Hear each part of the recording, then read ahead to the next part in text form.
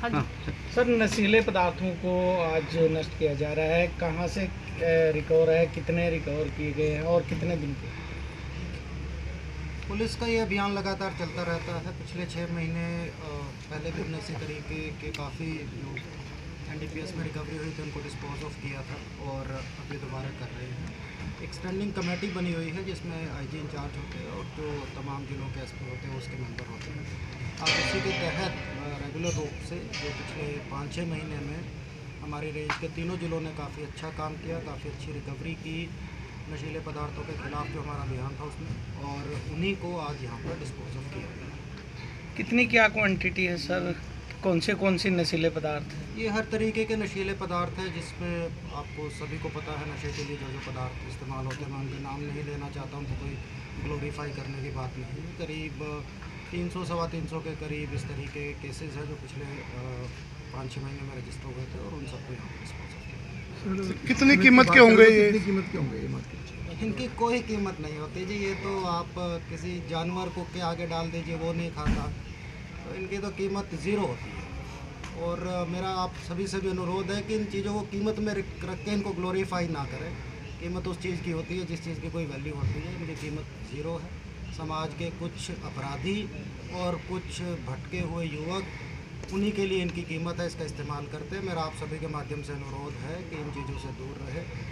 और जैसा मैंने पहले भी कहा कि कीमत अच्छी चीज़ की होती है, इस चीज़ को तो आप इन कुछ एक अपराधियों और कुछ एक भटके हुए युवकों के अलावा आप सड़क पर भी फेंक देंगे तो सभी के लिए ये वेस्ट ही है और उसको वेस्ट की तरह डिस्पोज ऑफ किया। क्वांटिटी कितनी है सर? कितना किलो या लीटर ये सब कुछ है जो जो आज? अलग अलग चीज़ों की अलग अलग क्वांटिटी है, उसकी डिटेल आपको हम चार्ट के रूप में बना के दे देंगे। करीब जैसे मैंने कहा कि अलग अलग ज़िलों से करीब 100 की एवरेज से हर एक ज़िले में रिकवरी हुई है, कहीं 120 या 80 के आसपास है, तो कुल मिलाकर 309 इस तरीके के केसेस थे, उन सबको डिस्पोज। तो कितने समय के लिए किया गया था? कितने समय का है ये ये समाज? बार बार इस तरीके का अभियान चलता रहता है। 6 महीने पहले भी हमने कुरुक्षेत्र ज़िले में जो एक हमारा फर्नेंस थी एक फैक्ट्री की, वहाँ पर इनको डिस्पोज ऑफ किया था और आज भी यहाँ पर कर रहे हैं। सर, युवाओं के लिए क्या संदेश रहेगा? जैसा मैंने पहले भी कहा कि आप नशे से दूर रहें और जिस तरीके से आपने देखा है कोई ऐसी चीज़ जिससे आपको कंज्यूम करके भी कोई फ़ायदा नहीं हो रहा और अभी आप इसको जलते हुए भी देखिए, इसका जो धुआं है वो भी यहाँ तक हमें आकर परेशान कर रहा है। ऐसी चीज़ का समाज में, ऐसी चीज़ का आपके जीवन में, आपकी हेल्थ के लिए नकारात्मक उपयोग के अलावा कोई चीज़ नहीं है। आप अपने भविष्य की तरफ देखिए।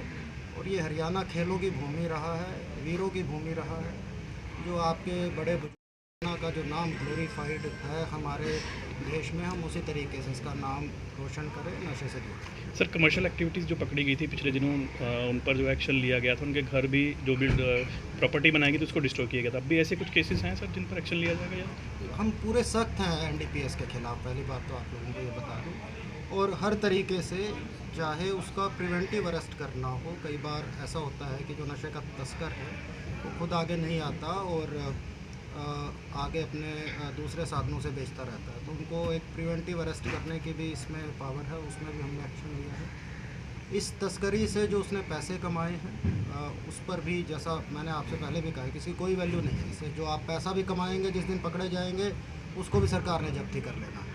तो उस प्रॉपर्टी को भी सीज़ किया गया है तीनों जिलों में।